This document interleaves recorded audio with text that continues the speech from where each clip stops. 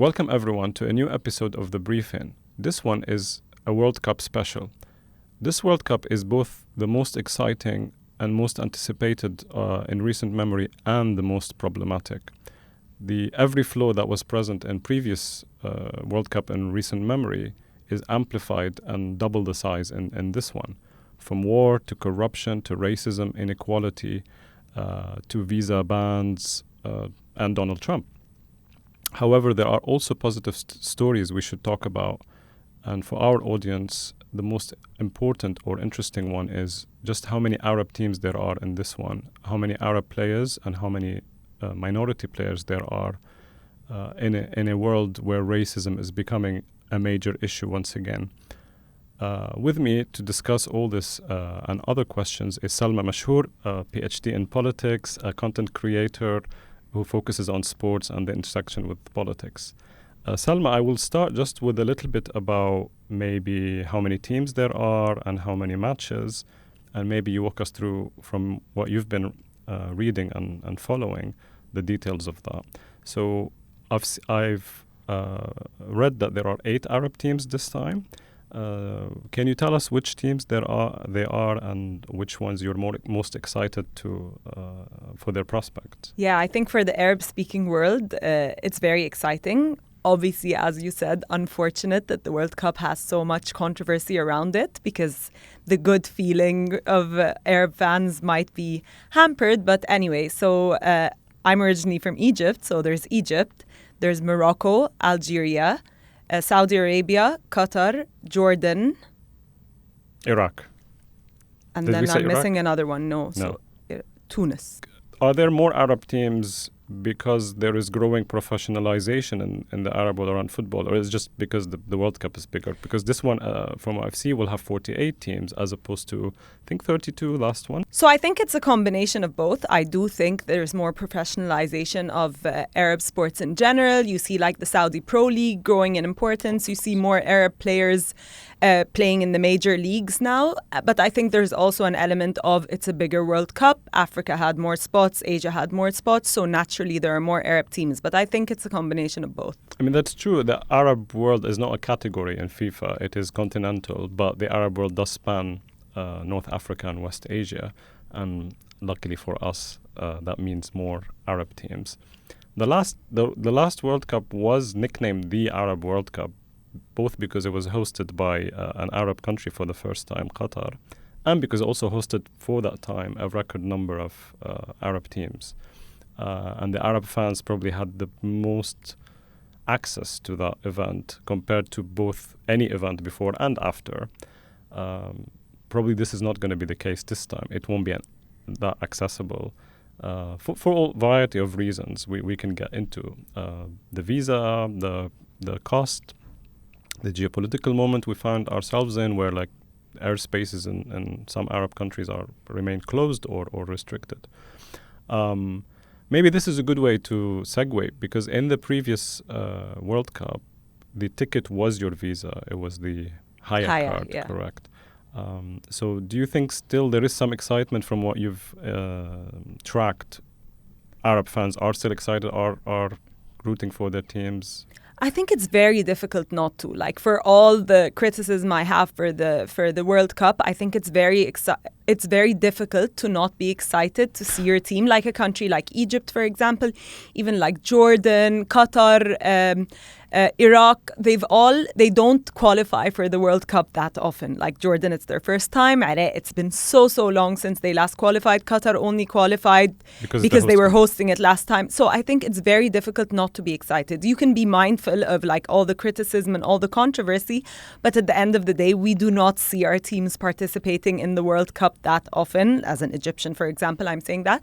So I am excited. I think your point about accessibility is quite difficult, because the irony of like Qatar being so small, so when I went to Qatar, I went to 2 games on the same day. Wow. So I went to Qatar for 24 hours while I was 7 months pregnant, and I like ran from a game to the other one.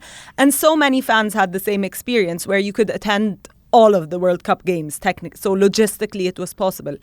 now, because like you said, for a number of different reasons, including like pricing, including how big and how it spans 3 countries, etc., it might be a bit difficult. Also, like the timing, the time difference between the USA and like most people in the Arab world or in Europe will make it harder. But I think you're going to stay up to watch your country. You're probably going to try to stay up to watch different Arab countries or different teams you care about. So, yeah.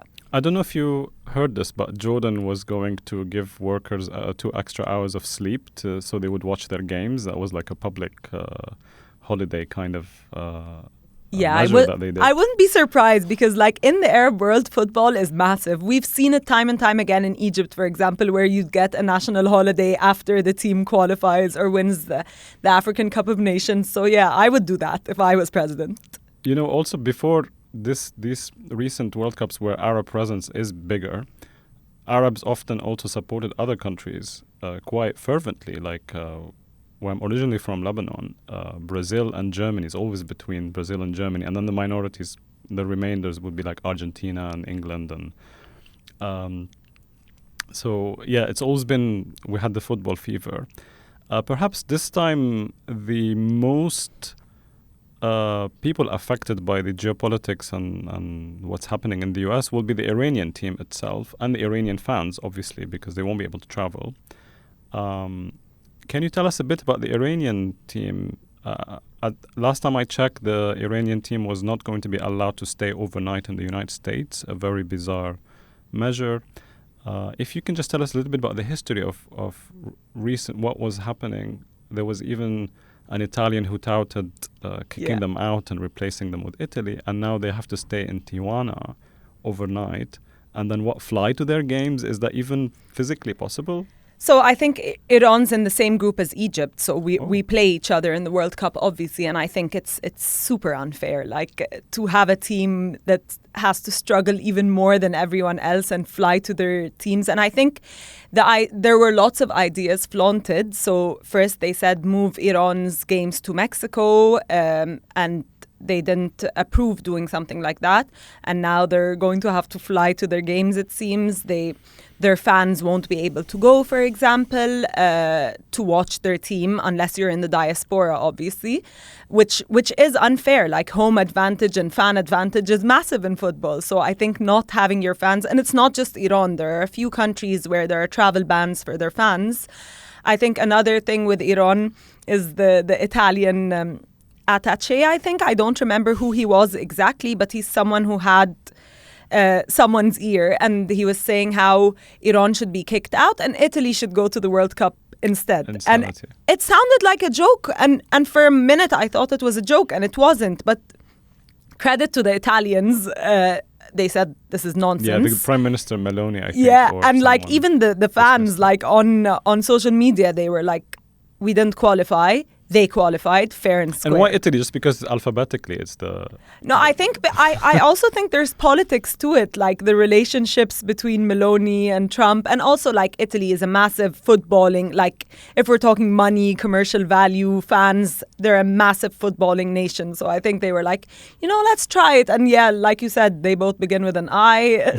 It's just, I mean, anything possible in the world we're in now where Donald Trump is making decisions like that and interfering at that level. I mean, he forced FIFA to give him a compensation prize because he didn't get the Nobel Prize. Yeah. What was it called? The FIFA Peace Prize, the inaugural FIFA Peace Prize. Yeah, have no idea what that is. And that was like a few weeks before he launched a huge war that we're still reeling from and hasn't stopped really officially. You mentioned the other countries that whose fans are banned from traveling to the US, but that's different. That's not because of the war. That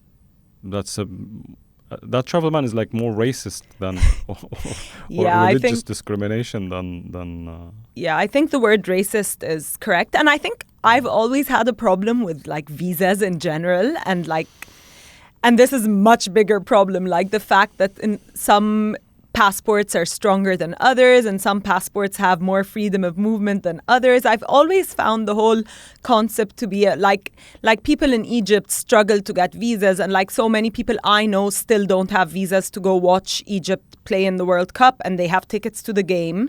And they're massive football fans, but they can't go because they haven't gotten their visas yet. So I think the visa thing is difficult. And for a while, these countries they told them, you have to have this bond where you have certain money in your account and then will allow you to travel. And then I think there was lots of pushback and they cancelled that. But I think some countries, ultimately, you are not allowed to come watch us play. But that's hurting the US more than anyone, because I've seen reporting that hotel bookings are not even near the average, let alone during a World Cup. The Airbnb flat owners were saying no one's booking our... That's a sad reality where like they're not even willing to make an exception for this beautiful game and all the FIFA that values that itself professes about fairness, tolerance, diversity and unity. I think unity is one of the biggest things with FIFA and football and the world's game, and I think, and not just the hotels and the Airbnbs, etc. I think having empty stands is terrible, like, because so I was reading how lots of European fans or lots of worldwide fans are just staying far away from the stadiums to get better deals. I think they messed up thinking people would be adamant to stay in the center of town and pay these crazy prices. I think people were like, you know what, I'll book an hour away from the stadium and I'll just...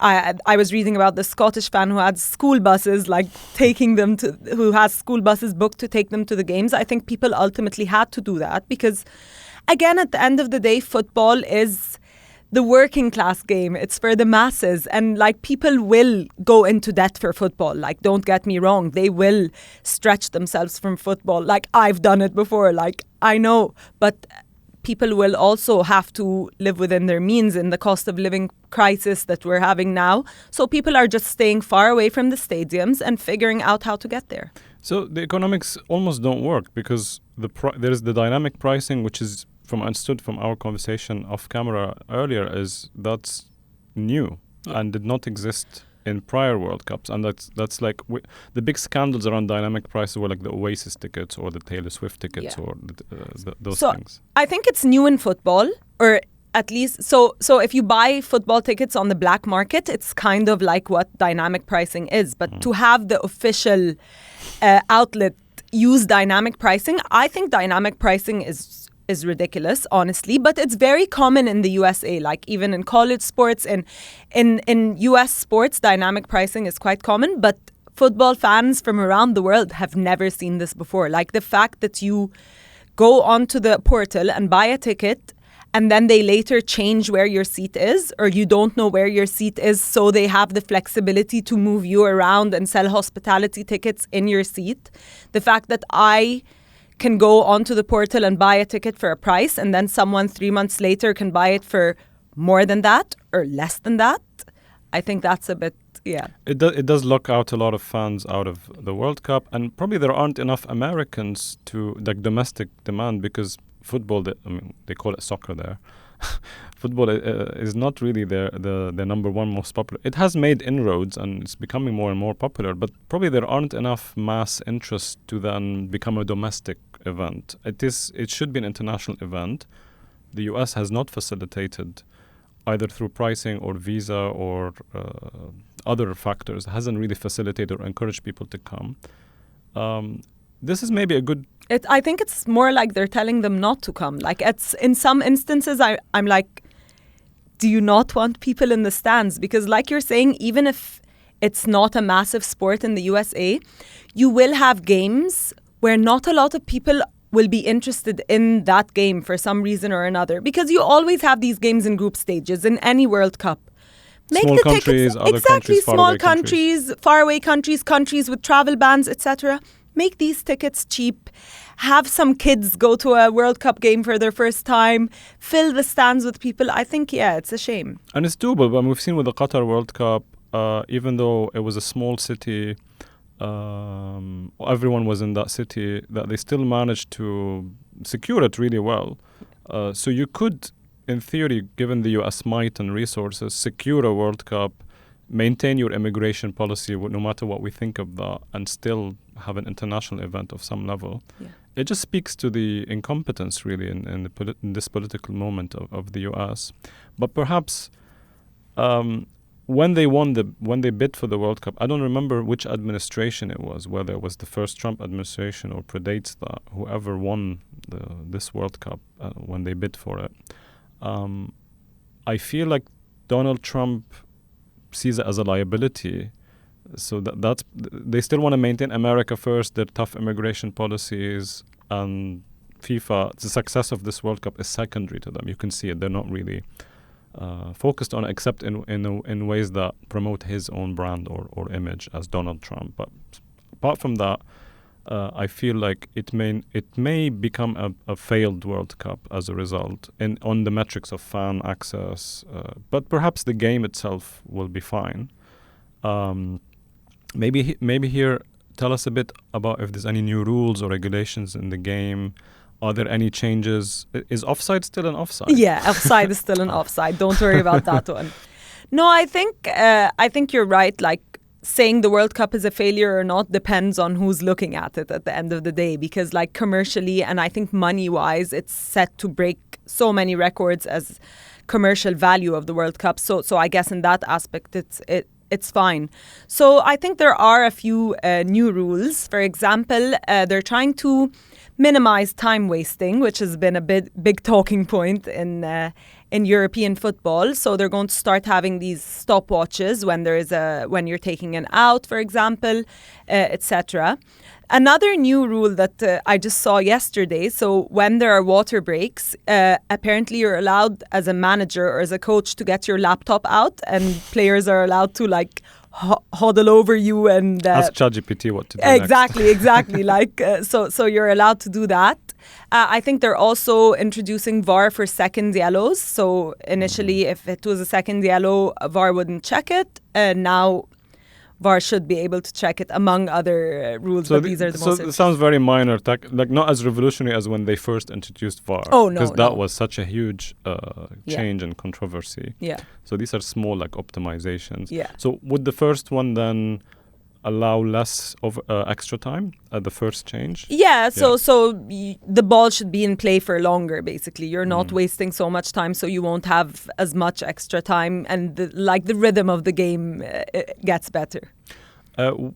Maybe tell us a bit about the Arab fixtures. So I know this is going to ruffle some feathers, but not all Arab teams are equal in terms of performance. Some are really have a chance to advance further. I'm not saying that they could win the World Cup, but never say never.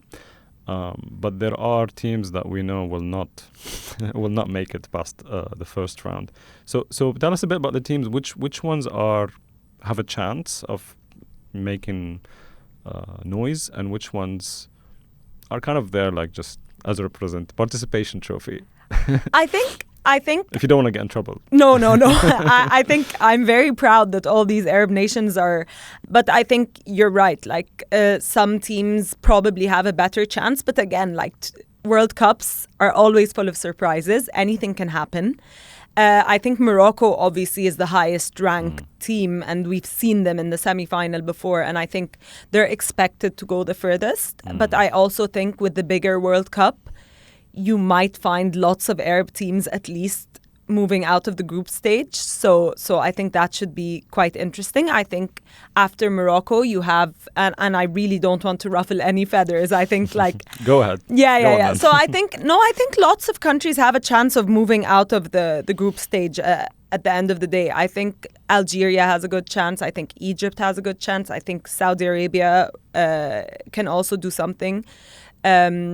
You never know. I honestly believe with these cup competitions, you never know. The strangest things can happen, like Saudi Arabia beating Argentina at the beginning of the World Cup these things happen, and For those of us who've bit older than others, we remember the Saudi teams always performed okay, but also it had disasters. I think there was one with Germany where they took 8 goals or something like that. Yeah. Hopefully, we won't see those moments again. But are there Arab teams in groups where they will face these kind of big monsters of football? Oh yeah, but we shouldn't be scared because Arab teams have every chance in the world. But I think, yeah, there are massive games. Like you have Brazil and Morocco. I would be really looking forward to so that excited, yeah. You have Egypt and Belgium. That should be a good game. Belgium are past their golden age, but yeah, they still do have lots of class players. You have Argentina and Algeria, I think. Oh, that's also I think would be a good game. Yeah. I think those games, even though they're kind of scary and nervous, but a lot of these players and teams know maybe they don't stand a chance. But the fact that you're facing this team itself is you're entering history just by being in that game and given the chance to play against these like legends. Perhaps that's one positive way of looking at it. I also want to ask here, do you think the success of these Arab teams is linked to the fact that increasing number of players from these countries are playing in like European and international clubs, like in Egypt, Mo Salah and Abdel Karim, I forgot his last name. Omar Marmoush, Hamza Abdel Karim and Hamza Omar Abdel Karim. Marmoush. And same with the Moroccan team. So many of these players go back, play for their squads, even if they are naturalized citizens of the UK or so on, but they go back. And we've seen a large number of them. They've such a huge success story here in London and elsewhere. Do you think that's probably a reason why we're seeing this? So I think there's a nice dichotomy, so you have the countries like Morocco and Algeria and Tunisia where you have lots and lots of individuals growing up and born in Europe and growing up there, and some of them stay on to play in Europe, and so for example play for France, play for Spain, etc. But lots of them do go back and play for like Algeria and Morocco and Tunisia, and then you have countries like Saudi Arabia or Egypt, and you rely mainly, so you do have Mohamed Salah, Hamza Abdel Karim and Omar Marmoush, but the rest of the team is playing in the homegrown talent. Exactly, in the domestic league. And like even Salah and Marmoush, they are homegrown talent. They moved to Europe when they were older. It's not like with Morocco and Algeria where you're born and raised in Europe. And I think so the successes of Morocco and how, according to FIFA rankings, Morocco is head and shoulders above the rest of the Arab countries, according to FIFA rankings. No one tell me off. We're not adopting this perspective. Yeah, so I think there is a lot there to support moving to Europe when you're young. But on the other end, like having countries like Egypt where homegrown players go and light the Premier League up, for example, like Mo Salah, for example, and then also seeing like the Saudi Pro League.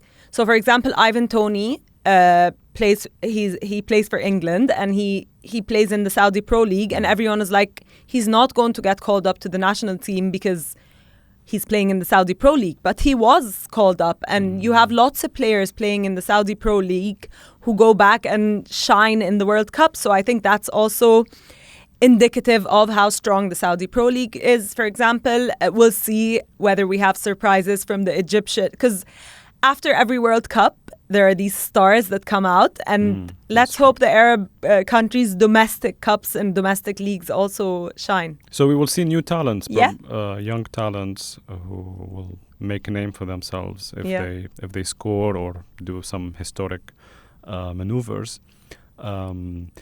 Is Cristiano Ronaldo in this one? Yes, he is. Is he still playing? I can't believe this is. Has he left the Saudi Pro League? No, he's still in the Saudi Pro League. In Al Sadd, is it? No, in Nasr. In Nasr. Yeah. That is actually quite an interesting point. So there is increasingly a revolving door conveyor belt between homegrown talent, European talent, and they go back, and it's a positive feedback loop that perhaps is not very well talked about. Speaking of these Arab players in in Arab teams and Western clubs, there's also the issue of racism. Always comes up during World Cups and European Cups, and because so many of these national squads have second, third generation immigrants. Some of them have a different skin color, and have names that are still carry their heritage, they're often blamed for failure, but not given credit for the success. Yeah.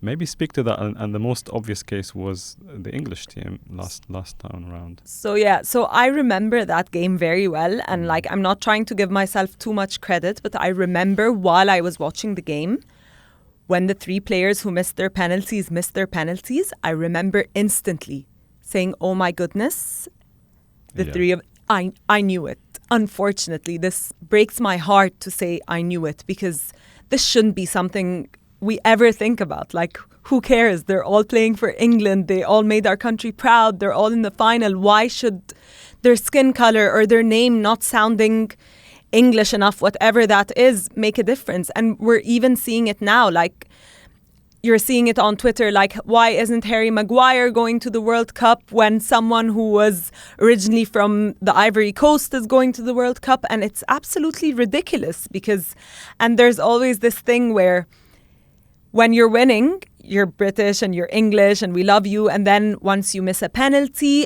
other things start playing into it, like the color of your skin, where your mom's from, where your dad's from, where you were born, etc. So I think this will always, or actually no, I won't say this will always exist, because I'm optimistic and I really do believe that one day this is going to change and we're not going to do that. Maybe I'm naive, not optimistic, but anyway, I think it's like you have Lamine Yamal in Spain. You have so the positive energy or contribution should win over the case, but that is an optimistic take. And it depends on the scoreline. Like, ultimately, whether we like you or not, or whether you're one of us or not, depends on the scoreline. So there is actually a link between football hooligan culture and the right-wing, far-right racism, and that is sadly where the game is compromised. So maybe this is a good way of talking a bit about how the beautiful game, which has its origins in working class clubs or working class culture, has this dark side. Yeah. And the dark side isn't just about the countries and the institutions or the economic exploitation, but there's also the racism aspect. There's also the gendered aspect, because let's not forget this is the Men's World Cup. And when we had the Women's World Cup, much fewer people pay attention to that, even though the games are very good, the professional performance is very high, it's quite compelling. Now we have some Arab female national teams. So there is a racist dark side, there is the gendered dark side, the non-inclusivity, there's the whole trans LGBT representation. And if you remember in the Olympics, there was the case of Iman Khalif, and all around that. So there's always a dark side to sports. Sadly, in my perspective, the FIFA as an institution at some point appeared to do better than now, and now we're seeing FIFA kind of go back to its corrupt legacy with the Peace Prize, with this pricing issue, with the price gouging. I even heard that Fox News, for example, was given preferential treatment, so they paid less money than they're supposed to FIFA for broadcast rights compared to other TVs. They should be paying billions, but they paid like 500 million because they're Fox News and they're close to the president. So you can see this kind of, the game is compromised. Yeah. As fans, as journalists, do you think there is, I think like there is two forces here. One is going towards, we need to boycott this, stop paying attention to sports, organized sports, capitalist sports, move on. And there's another force saying there is still enough positives in it that maybe we should keep the fight up, even if we have setbacks. Which camp would you say you're in as this World Cup is upon us? Okay, so this is just my opinion, and I think boycotts work and people are free to boycott, but I think I'd also be lying if I said I was not going to watch Egypt in the World Cup. Like, we don't get to the World Cup as often. I love football. It's where I release all my stress. It's what I enjoy. It's what I look forward to. So I will be watching the game, and like, people are free to boycott if they want to, but I'm still going to watch Egypt, I'm going to watch the countries I love, I'm going to watch them play, and that's just what I'm going to do. So like I'm excited to watch Egypt play on the biggest stage, and I will watch them. So I'm not sure actually myself, because I'm quite mixed about this one. I feel very not as excited as I should be with the World Cup. I think it's the war in Lebanon and Iran and Gaza that is kind of really cooling it down for me. If there were to be a ceasefire, for example, a real peace deal in the Middle East before the World Cup, I think I will stop being a bit more excited. There is that going on in the world. Yeah. And just to say, footballers are often caught in war, not just the Iranian team, but also like in Gaza, many who were killed. I think from last time I checked was 11 footballers, professional footballers from Gaza were killed in the Israeli war. Now in Lebanon, I'm not sure if any were killed, but often we have had the World Cup affecting Lebanon. In 1982, when Israel was invading Lebanon and Beirut and reached Beirut and committing massacres, the World Cup led to the people like not paying attention to the war, and that allowed Israel to escalate it until the World Cup was finished. And then I fear that this current World Cup could potentially give cover to escalation of war. Yeah, so I think, and when you put it that way, it's very difficult to enjoy silly things like football when so much injustice is happening in the world. It's very difficult. And I think that has definitely affected like everything I do. But I think also football and sports have always been intertwined with politics as a distraction to the people, always, since the Romans, since the gladiators. This has always been something that was used by those in power because they know, like, people love football, or most people like football, and it will distract you. And I think you're right. Like, there is an element as to everyone's eyes are on football. So, like, yeah. I think what you're saying, and perhaps I will agree with that sentiment, is that we should be aware of all these layers of the negatives and speak out about them and do something about them, but allow ourselves also to be enjoying this and to be part of it, and not let them exclude us. Not let these forces exclude us from this event, and take back ownership of it in our own way. And I think also one of the important things is to always know the privilege you have, like always be aware of the privilege, so you know when to speak out, you know when to use this for good, when football should be anti-racism, anti-discrimination, it should be about unity, it should be about empowerment, and to always be tapped into that part of you. Like, I am not going to make football be this thing used to distract us from real problems. I'm not going to make football be this divisive. I'm not going to make football make me hate on these players because they're black and they missed a penalty. I'm not going to let football make me... No, I'm very aware of all of that, but I'm also going to watch football and support the teams. And yeah, so I think it's just important always, like in general, not just with football, to always be aware of any privilege you have, any duties you have to speak out when you see something wrong, etc. We've seen in the Arsenal PSG game, the Champions League's final, a big tifo that had the Palestinian flag. It wasn't in the final. It was a tifo from before. Yeah, from before. Yeah. And we saw giant Palestinian flag and Lebanese flag. We often see pro-Palestine chants and efforts.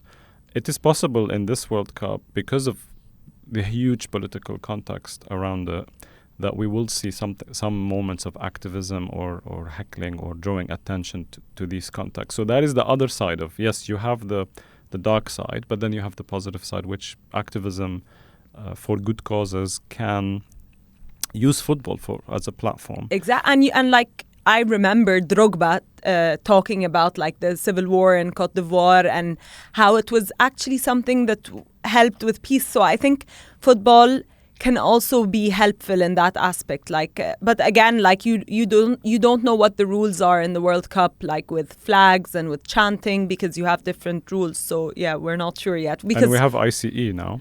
Yeah. ICE could. I mean, they're not gonna.